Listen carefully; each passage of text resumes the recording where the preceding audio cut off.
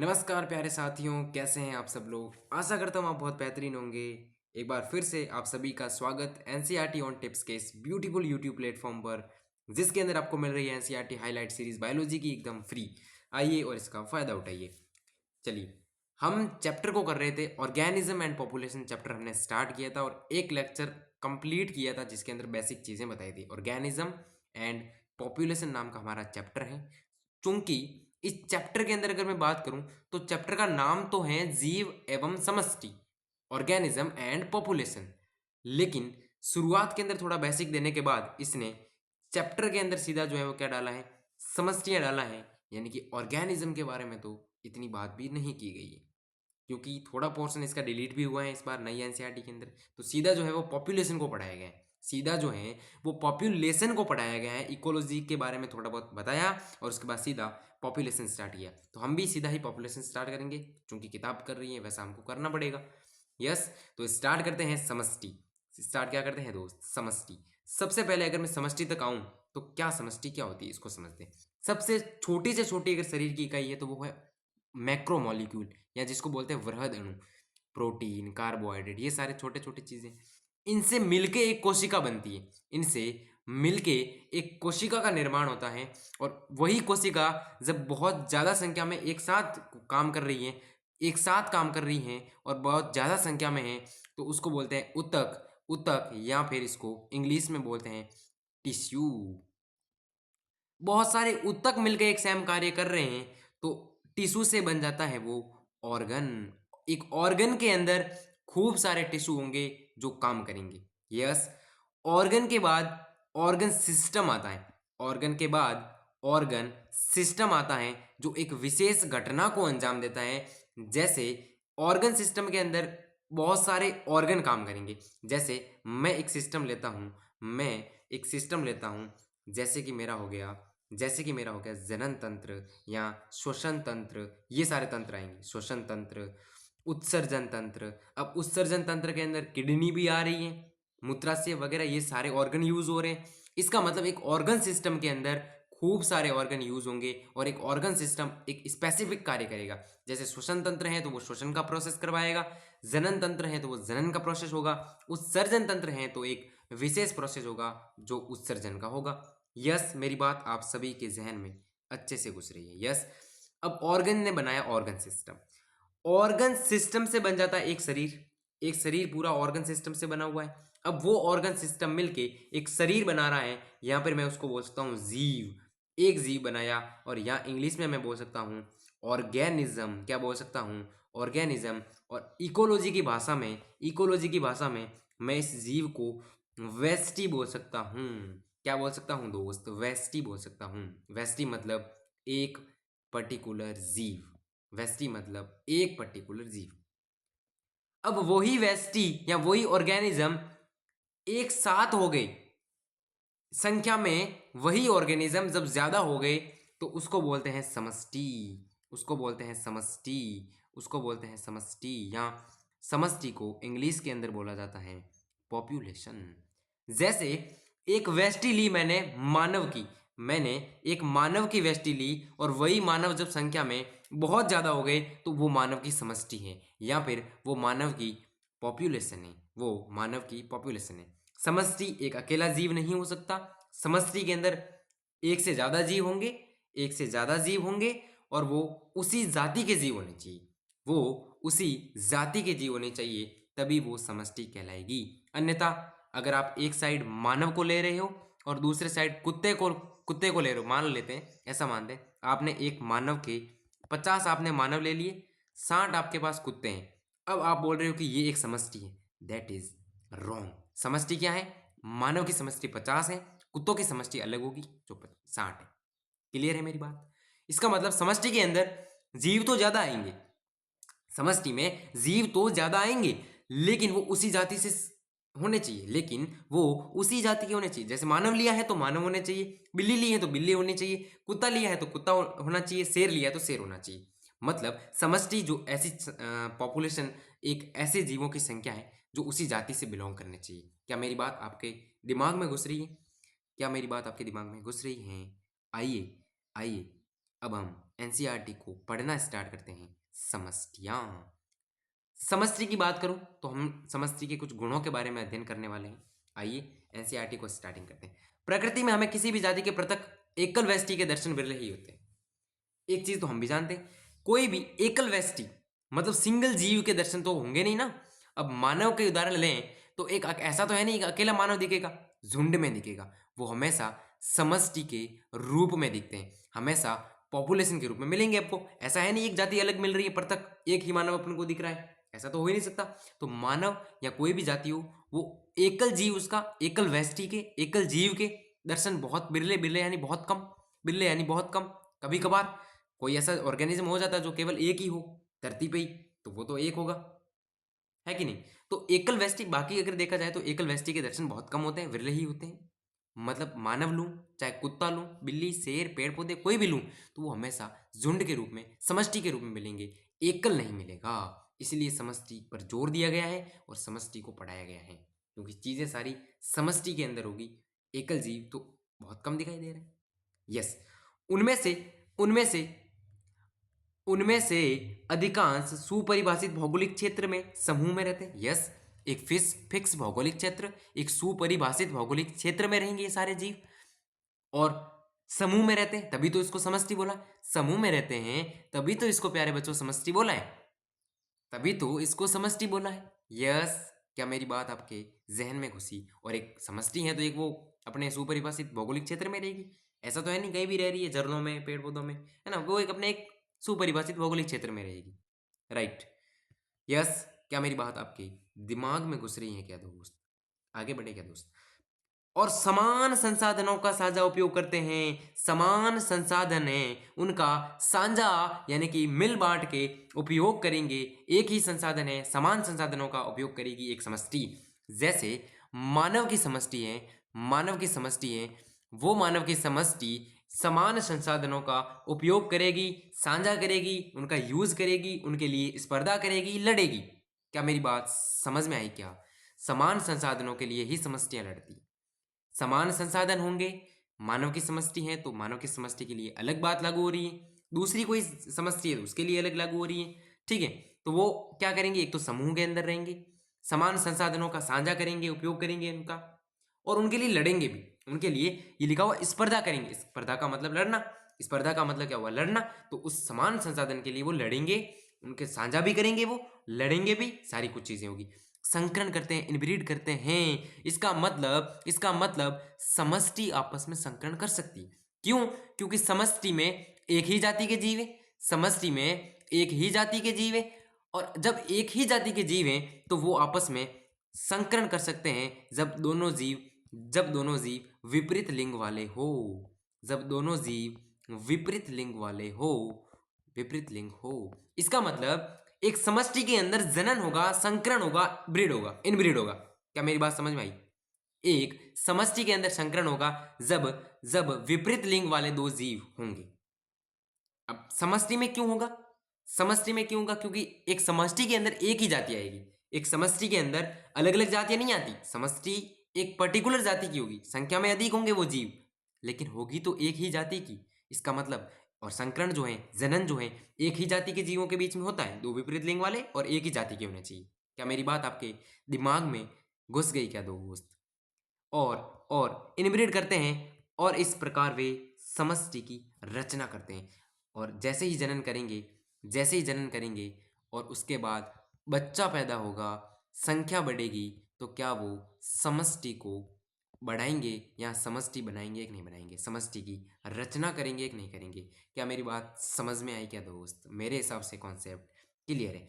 हालांकि संकरण शब्द का लैंगिक जनन, संकरण शब्द में लैंगिक जनन कार्य अंतर्निहित है। लैंगिक जनन तो होगा जब मैं दो समष्टि की बात कर रहा हूं, मानव या कोई भी मैं समष्टि की बात कर रहा हूं, तो बेसिकली उसके अंदर लैंगिक जनन की बात करूंगा। जो मैंने संकरण शब्द लिया है वो बेसिकली लैंगिक जनन के लिए लिया है, क्योंकि अलैंगिक जनन से भी जन्म लेने वाले व्यक्तियों का समूह को भी पारिस्थितिकी देने के लिए आमतौर से समष्टि मान लिया जाता है।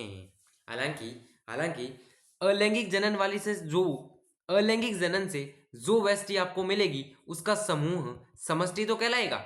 इकोलॉजी के अंदर उसके अध्ययन के लिए अपन क्या करेंगे, समष्टि कहेंगे। लेकिन अगर वास्तविक रूप से देखें तो लैंगिक जनन समष्टि के अंदर होना चाहिए। वास्तविक रूप से देखा जाए, वास्तविक रूप से देखा जाए तो मेरे हिसाब से और किताब के हिसाब से लैंगिक जनन के बाद जो संतति उत्पन्न होती है वो समष्टि की रचना करती है। लेकिन इकोलॉजी के अध्ययन के लिए जो अलैंगिक से व्यष्टि मिल रही है, अलैंगिक से जो जन्म हो रहा है, वो उनकी संख्याओं का ग्रुप भी समष्टि मान लिया जाता है। लेकिन होना कौन सा चाहिए? लैंगिक जनन का होना कौन सा चाहिए? लैंगिक जनन का। लेकिन मान लिया जाता है अध्ययन के लिए, ठीक है, आमतौर से। आर्द्र भूमि में भी सभी जल का, अच्छा यहाँ पे कुछ एग्जाम्पल दिए गए हैं समष्टि के। आर्द्र भूमि में सभी जलकाक, वन क्षेत्र में सागवान के पेड़, संवर्धन प्लेट के अंदर जीवाणु, त्याग दिए गए आवास में चूहे और तालाब में कमल के पौधे आदि समष्टि के कुछ उदाहरण हैं। कितने प्यारे उदाहरण हैं, कितने प्यारे उदाहरण हैं, एग्जाम के अंदर पूछे जा सकते हैं। देखो, तालाब के अंदर कमल के पौधे, ये एक तालाब है, इसके अंदर जो कमल के पौधे हैं वो ग्रुप में होंगे, एकल होगा नहीं, ग्रुप में होंगे। ग्रुप में होंगे तो वो अपने आप समष्टि ही तो कहलाएंगे। अब एक त्याग दिए गए आवास में, एक आवास ऐसा था, ये एक आवास था, यहाँ पे मजा नहीं आ रहा था, लोग छोड़ के चले गए, लोग इस आवास को छोड़ के चले गए और यहाँ पे खूब सारे चूहे उत्पन्न हो गए, जनन कर करके चूहों की संख्या बढ़ गई। तो क्या वो चूहे उस आवास के अंदर समष्टि की रचना करी है कि नहीं करी है उन्होंने? क्या वो एक समष्टि है कि नहीं है?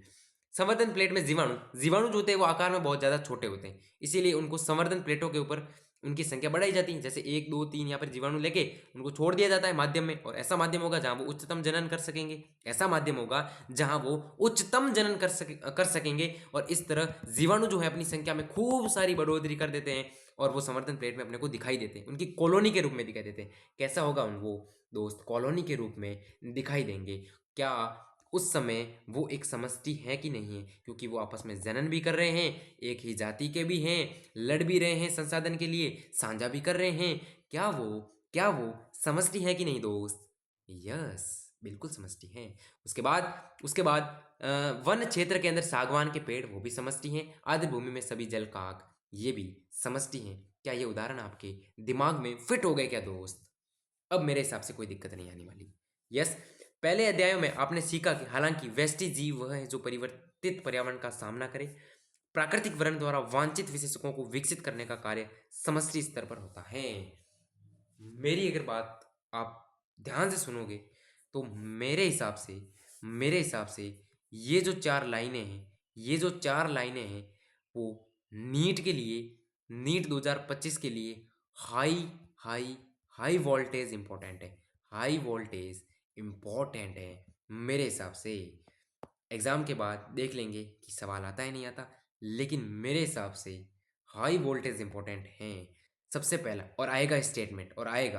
स्टेटमेंट सबसे पहले तो ये है, वेस्टी जीव वह है जो परिवर्तित पर्यावरण का सामना करे।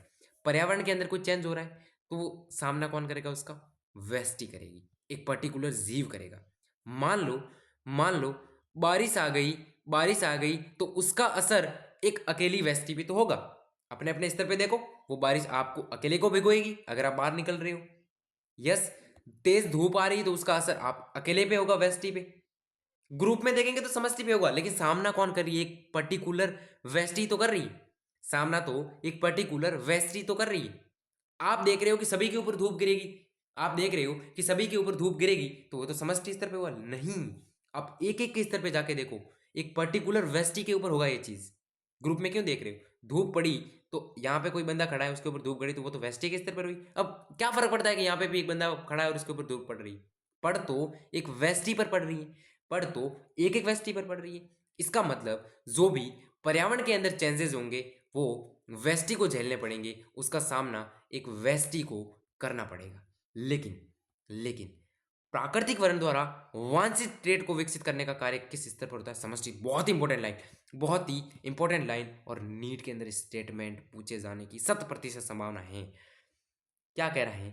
प्राकृतिक वर्ण क्या होता है? सबसे पहले प्राकृतिक वर्ण का मतलब प्रकृति द्वारा चुनाव, प्रकृति द्वारा चुनना या प्रकृति द्वारा चुनाव।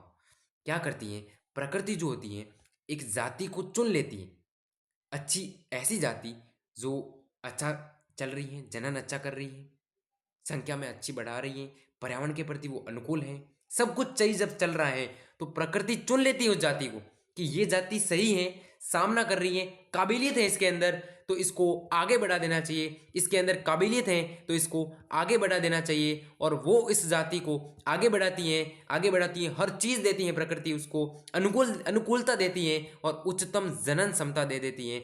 फिर वो जीव अपनी संख्या में भरपूर बढ़ोतरी कर सकता है क्योंकि प्रकृति ने उसको चुन लिया है, प्रकृति उसके अनुकूल है। तो प्रकृति अगर अनुकूल है तो आगे बढ़ेगी, आगे बढ़ेगी तो उच्चतम जनन क्षमता आएगी और अपनी संख्या में तेजी से बढ़ाएंगे, अपनी संख्या तेजी से बढ़ाएंगे।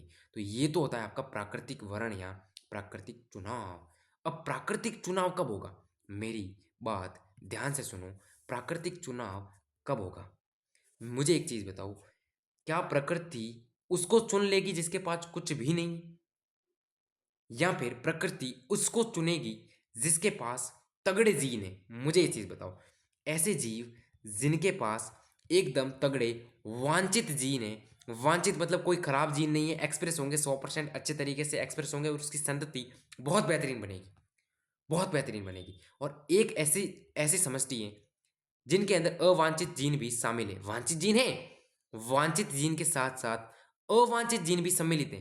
तो क्या पता अगली पीढ़ी में अवांछित जीन आ जाए तो ये तो पीढ़ी खराब, तो प्रकृति इसको क्यों चुनेगी? जब पीढ़ियां इसकी खराब आनी है तो प्रकृति को क्या मतलब, वो प्रकृति को झेल ही नहीं पाएगी पीढ़ी।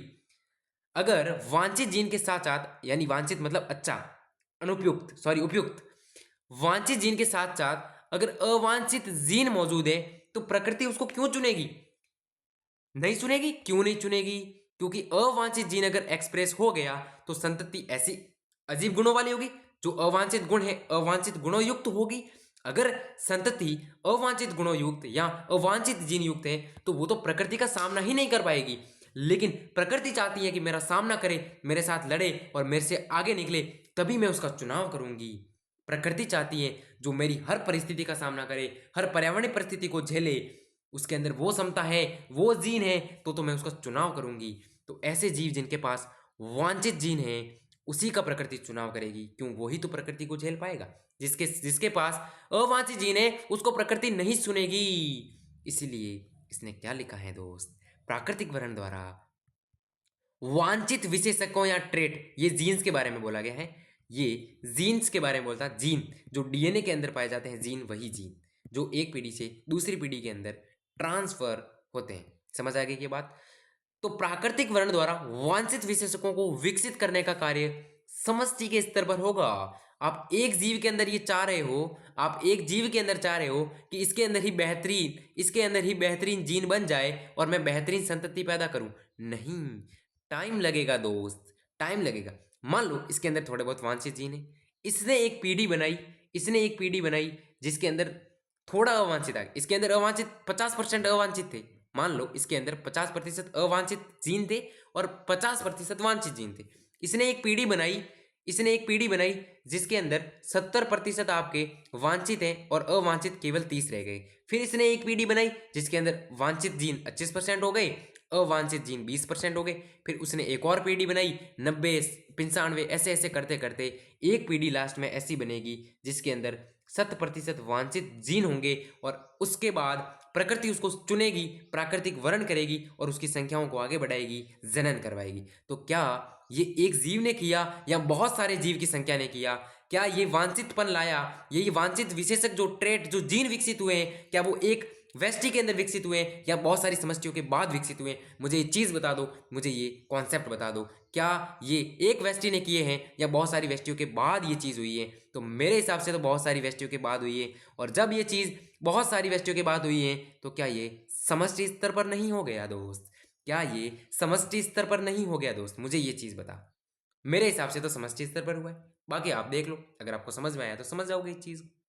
यस, इसीलिए समष्टि पारिस्थिति को एक महत्वपूर्ण क्षेत्र है।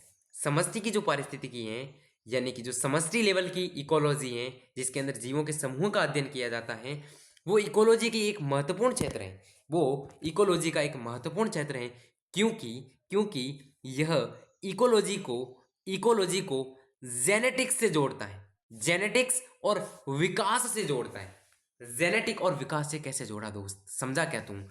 सबसे पहले समष्टि स्तर पर क्या हुआ, अच्छे खासे जीन्स बने, तो वो आनुवंशिकी हो गई।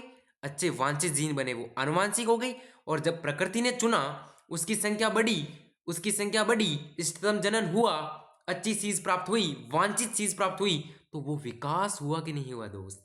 वो इवोल्यूशन हुआ कि नहीं हुआ?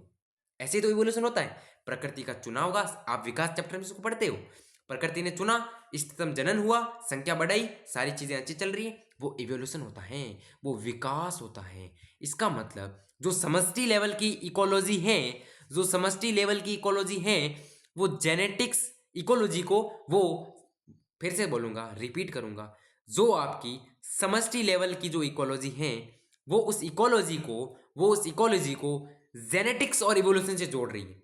समष्टि लेवल वाली इकोलॉजी इकोलॉजी को जेनेटिक्स और विकास से जोड़ रही है, जेनेटिक्स और विकास से जोड़ रही है। मेरे हिसाब से इतना तगड़ा समझ में आया होगा, हद पार। और मैं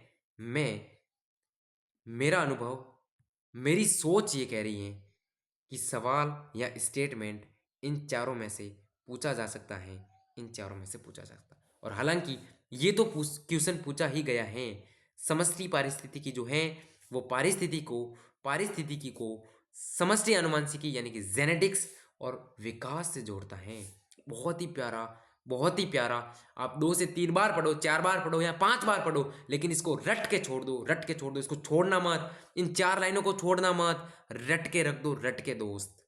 संभावना 100% है, उसके बाद ऊपर वाले की मर्जी, लेकिन संभावना 100% है। छोड़ना मत, चारों लाइन अभी याद कर लो, समझाया मैंने बहुत बेहतरीन तरीके से, बाकी आपकी इच्छा है। यस, उसके बाद आगे बढ़ते हैं दोस्त। समष्टि में कुछ ऐसे गुण होते हैं जो व्यष्टि में नहीं होते। समष्टि में कुछ ऐसे गुण होते हैं जो एक व्यष्टि में नहीं होते। जैसे एक व्यष्टि होगी तो उसका जन्म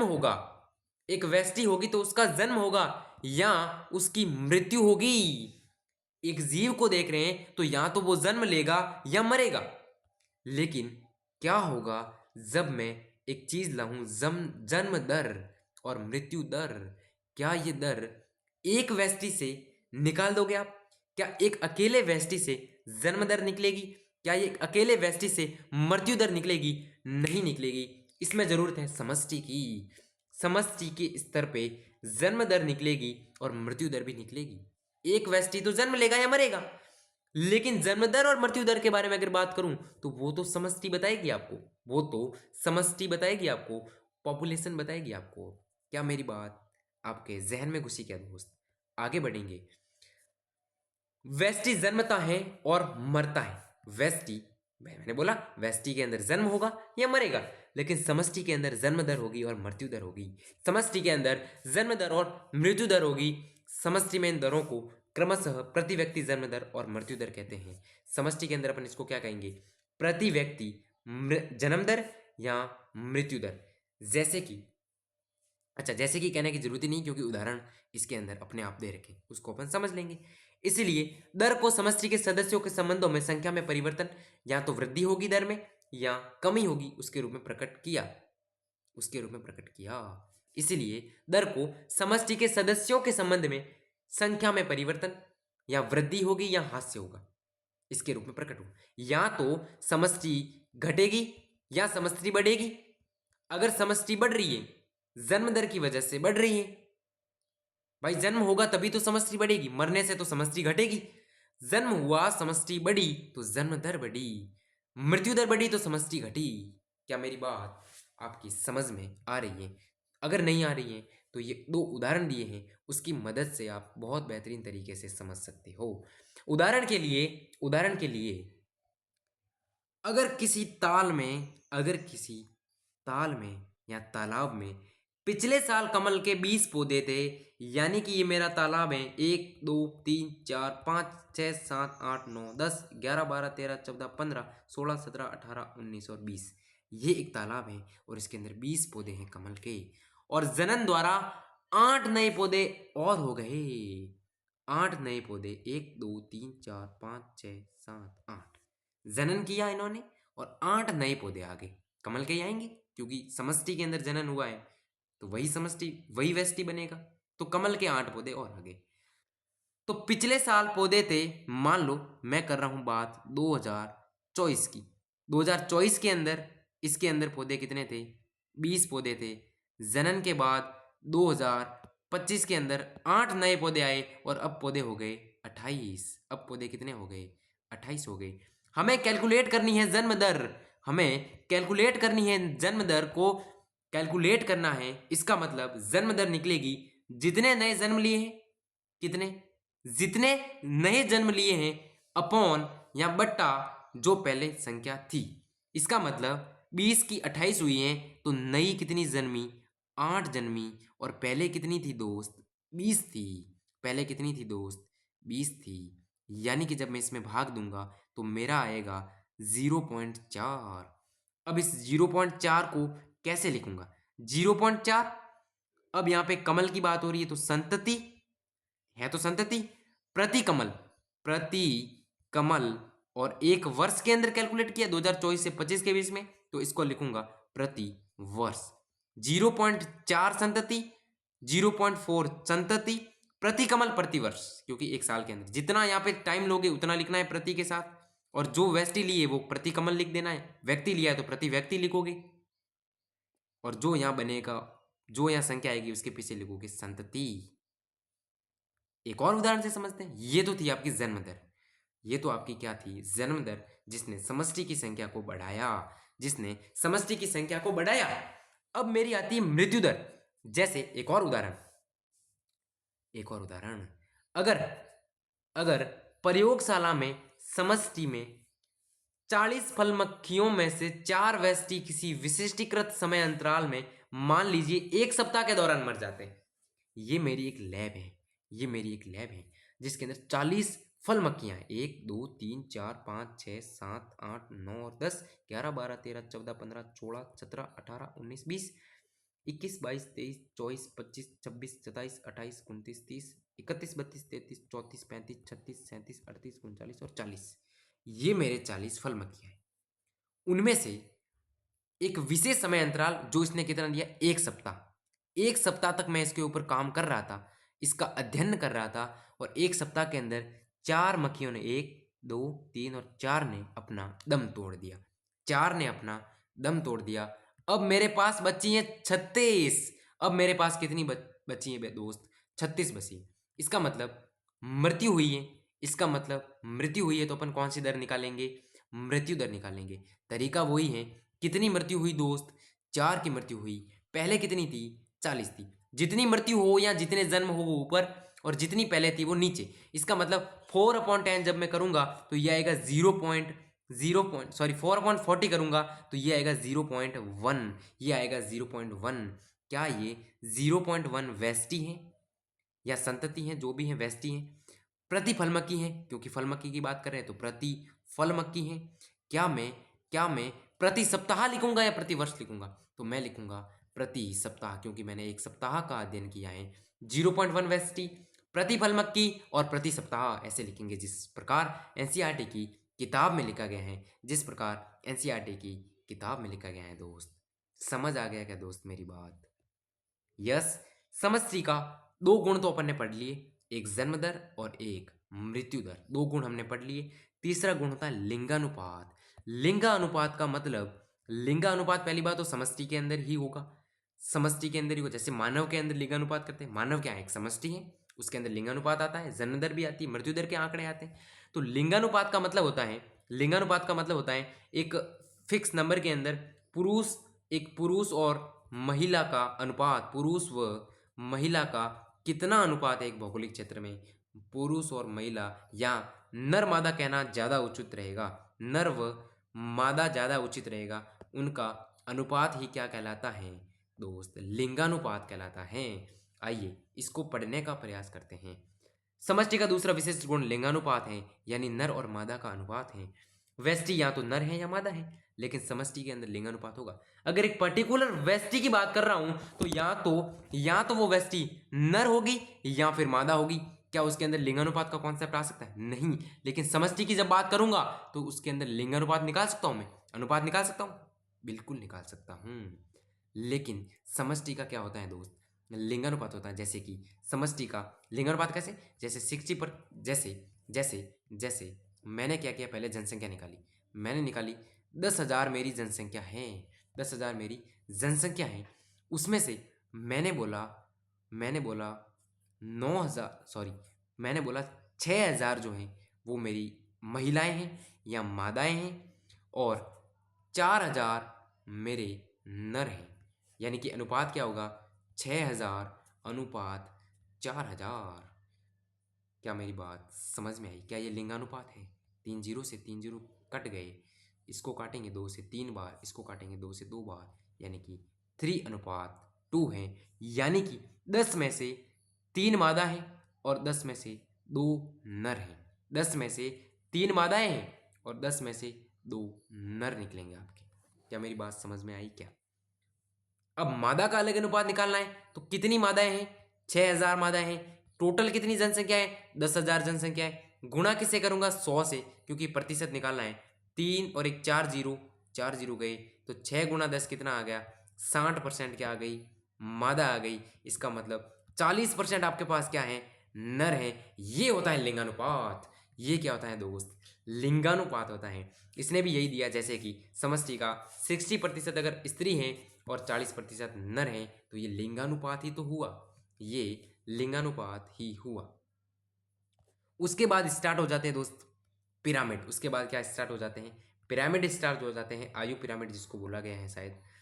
तो आज के लिए मेरे हिसाब से 31 मिनट की क्लास हो गई है। बहुत ही बेहतरीन क्लास थी, मुझे भी मज़ा आया और आप लोगों को भी खूब मज़ा आया होगा, और खूब कॉन्सेप्ट क्लियर हुए और मज़ा भी आया। इंपॉर्टेंट जो लाइन बताई उसको छोड़ना मत प्लीज़।